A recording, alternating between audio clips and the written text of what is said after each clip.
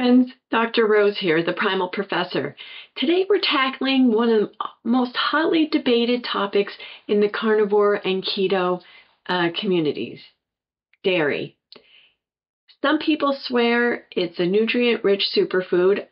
I tend to lean toward that side for me. Others say it's a slippery slope to fat stalls. It also fuels cravings and causes inflammation.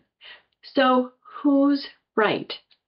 By the end of the video, you'll know why dairy is controversial, what the science and real-world experience show, and how to decide if it belongs in your diet.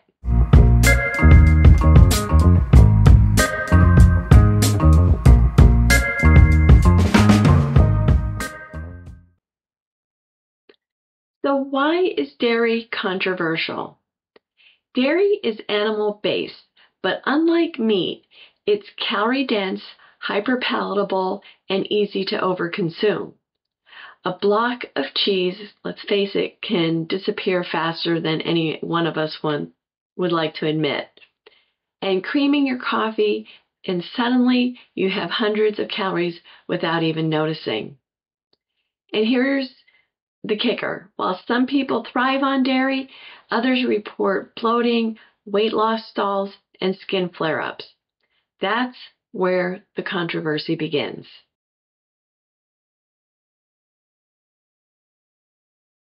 Let's start with why some carnivores choose to avoid dairy. Overeating and weight stalls. Cheese and cream are highly palatable, salty, fatty, and rewarding. That combination can trigger overeating and slow fat loss progress. Secondly, lactose intolerance. Many adults lose the enzyme lactase, which breaks down the milk sugars. Even low lactose foods like cream or soft cheeses can cause bloating, gas, and diarrhea in sensitive individuals. Casein, the main protein in milk, can act like a mild allergen for some people. Symptoms may include sinus issues, joint aches, skin problems like acne or eczema. An insulin response.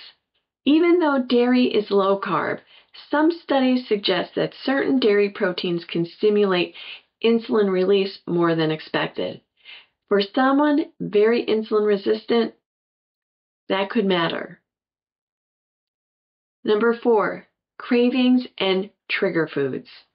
Many carnivores say once they start eating cheese, it's hard to stop. That can lead to snacking behavior that goes against the simplicity of a carnivore lifestyle.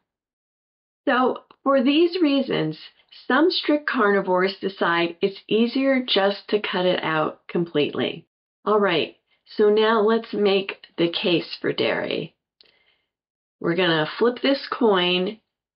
Dairy is one of the most nutrient-dense animal foods available. Let's talk about the protein in dairy. It's complete, high quality, rich in leucine. We know, we talked about that a lot on this channel, it's critical for muscle maintenance.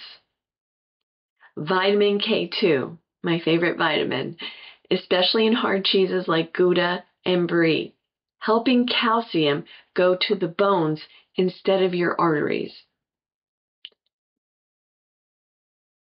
Calcium, iodine, and riboflavin. These are hard to get in high amounts elsewhere in the carnivore diet. Fermented dairy, one of my favorites. Yogurt and kefir bring probiotics. That helps to support gut health for those who tolerate them. Satiety. For some, cheese and cream actually help adherence to the carnivore diet by making meals more enjoyable and sustainable. So while dairy has drawbacks, it can also be a valuable ally. So let's talk about a couple special populations. Let's start with postmenopausal women. This is one group that can especially benefit from dairy. After menopause, estrogen levels decline and bone loss speeds up, increasing the risk for osteoporosis. Dairy foods like cheese and yogurt provide not only calcium, but also vitamin K2, which directs the calcium into the bones instead of the arteries. Add in leucine-rich protein for muscle maintenance, and dairy can be a real asset in protecting both bone density and lean body mass at this stage of life. Now, let's take a look at men's health. For men, dairy can play an important role in preserving muscle mass as testosterone naturally declines with age. Whey protein and hard cheeses are rich in leucine, which helps stimulate muscle repair and preserve strength.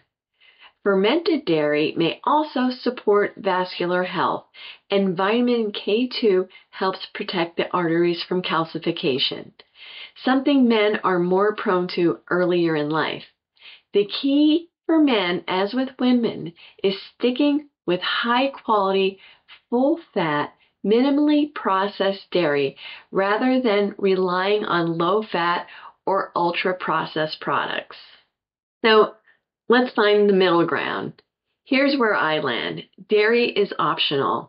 If it fits your goals, your body tolerates it, and it doesn't trigger overeating, it can be a fantastic addition. If it causes digestive stress, stalls your fat loss, or makes you snack mindlessly, then cutting it out may be a better choice for you. Think of dairy as a personal experiment. You don't need to include it, but you also don't need to demonize it. So here's the bottom line. Dairy is controversial because it's both nutrient-rich and easy to overdo. Some thrive with it, some thrive without it. The key is knowing yourself.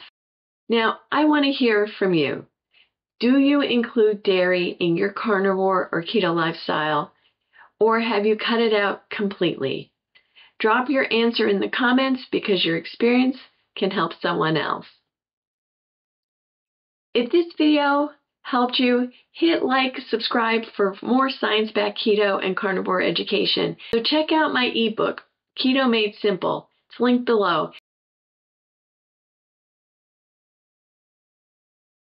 To starting keto the right way. Until next time, stay curious, stay primal, and I'll see you in the next video.